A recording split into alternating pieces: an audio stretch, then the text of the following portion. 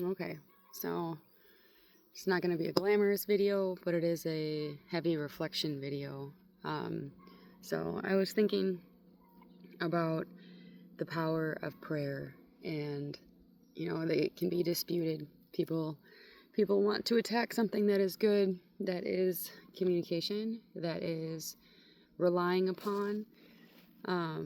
One of the most beautiful things that that I have experienced in the ministry that we've held nearly every Sunday since October was understanding what prayer does for other people, but also the gap of prayer.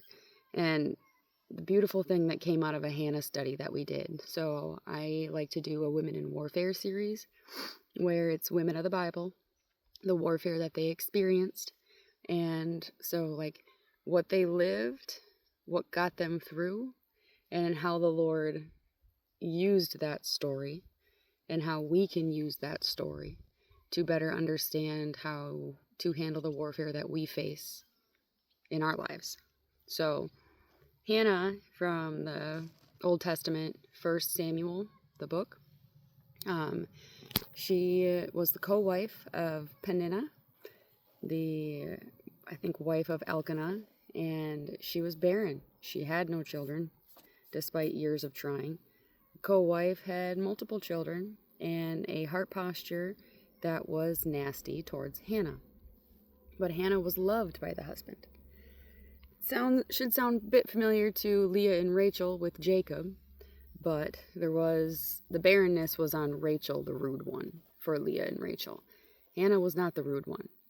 Hannah was a believer in God, and it was her act of an outpouring prayer that happened at the temple of Shiloh, where she was pouring out, her heart and all of what has been wrong in her eyes, completely placing the burden that she was carrying with her. A big thing in our study was her fretting, her being distraught, her lamenting about not having what she wanted to have. She had a deep longing to have a child, and she hadn't.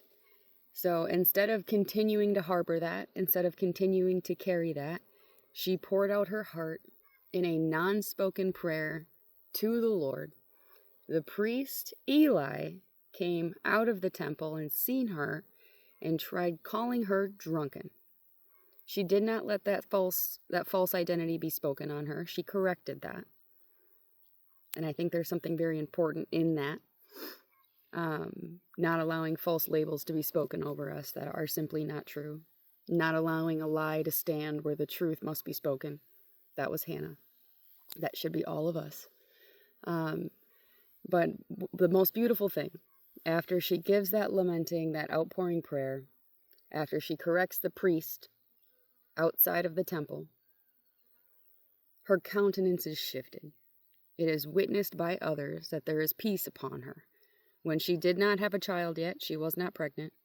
When she was still dealing with Peninnah, the co-wife who was still mocking her and rubbing it in her face that she had children when Hannah didn't, the burden transferred. Hannah stopped carrying that burden alone. She gave it to God, and she went forth in trust and belief and faith that something was different, and something was different. She felt that inside. It was witnessable. And I want us to understand that type of power of prayer with God. There's people that try to pick prayer apart and say that it isn't something that really does anything. Maybe somebody says, I pray all the time and I don't get what I want. Well, maybe what you want isn't what God wants for you.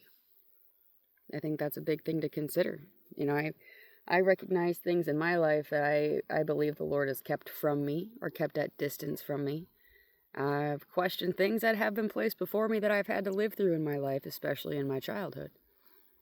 But I want to stop questioning God, and I want to start acting in His will and learning how and what that's supposed to look like.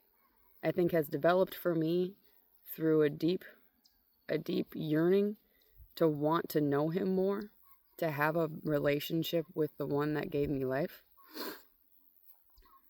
I've had to stop placing my faith in other people because they continually let me down. And it comes from my own level of expectations that just are unjust. They are not right. They are not fair. So I give grace as I've been giving grace. I want to love people more. I want to understand people more. But I also want to be less of a burden to other people. So that does mean putting less on them and expecting less from them or of them. But yeah, that's a message out from the garden this morning. Yeah, the hayfield's trying to take the pumpkin patch back.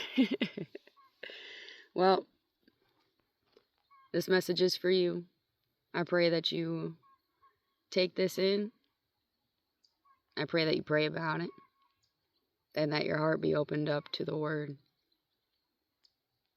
Because it's life-changing. And what changes for you in your life can be witnessable to other people in your life that maybe have a lack of faith of their own. A lack of willingness to believe in something that they simply don't understand. They may have a heart set against God from something God never did to them or necessarily for them. You know, there was a phrase that someone said to me a while ago. You may have been hurt by someone who claimed belief in Jesus Christ, but you were not hurt by Jesus Christ himself. And I think it's important to sit with that because many of us still carry the wounds of our youth into our adulthood.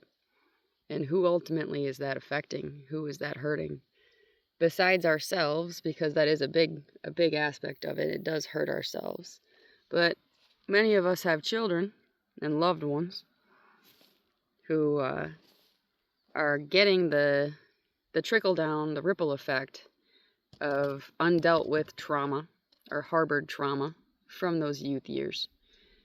And that will have an effect, no matter how old the child. So, yeah. Blessed be.